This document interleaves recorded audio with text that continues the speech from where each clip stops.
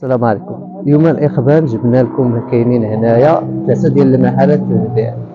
بالنسبة للموقع ديال هاد المحلات فهو حي الإنبيات، حي الإنبيات اللي جا بالضبط حدا الحبس ديال الزليليك. هانتوما راه جايين في موقع اللي واعر بزاف، جايين على الشارع كيف ما كتشوفوا معايا. الدخل عندنا هي هادي، مدرسة حداك، كلشي حداك. كيف ما قلنا هادو 3 ديال المحلات. عندنا كندخلو كنلقاو المحل الاول هو هذا المحل الاول.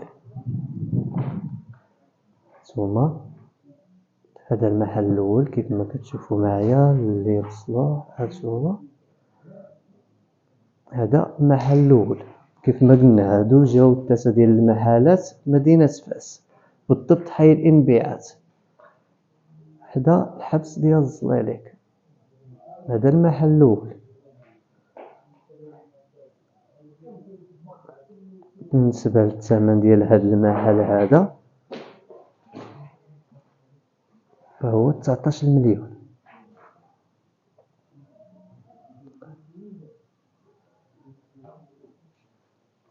هذا المحل الاول.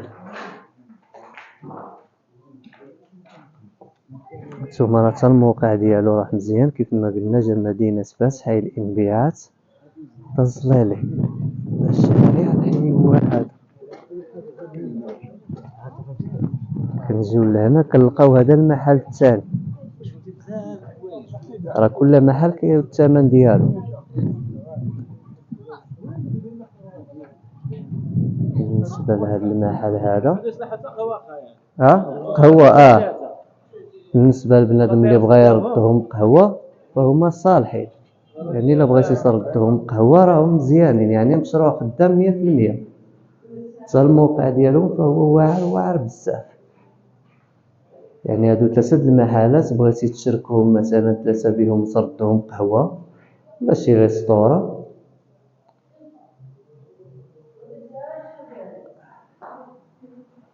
هذا المحل الثاني، يعني جايين واحد حدا واحد.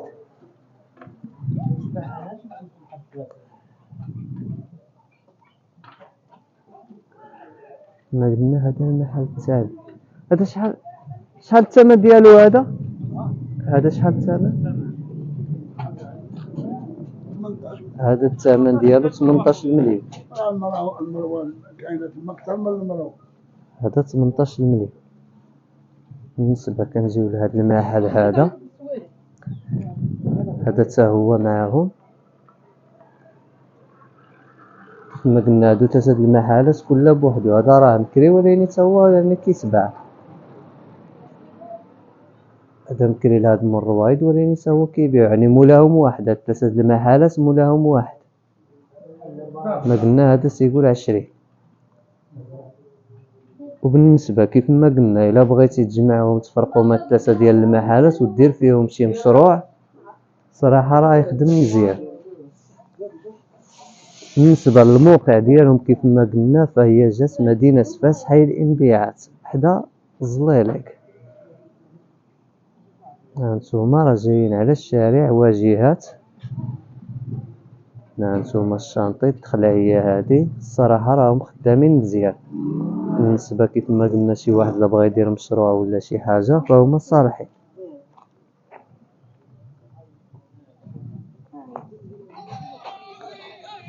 هذا المحل الاول راه مولاهم واحد، يعني الا بغيتي تخليهم هكا محلات كل واحد بوحدو، ولا بغيتي تجمعهم مثلا تردهم شي قهوة ولا شي ريستورا. يعني الصراحة مشروع اللي واعر بزاف.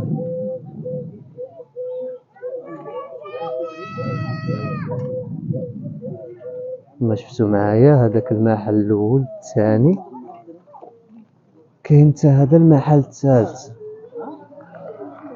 كما قلنا هادو جاو مدينة فاس حي الانبيات بالضبط حدا الحبس ديال الزليليك. هذا هو الموقع ديالهم بالضبط.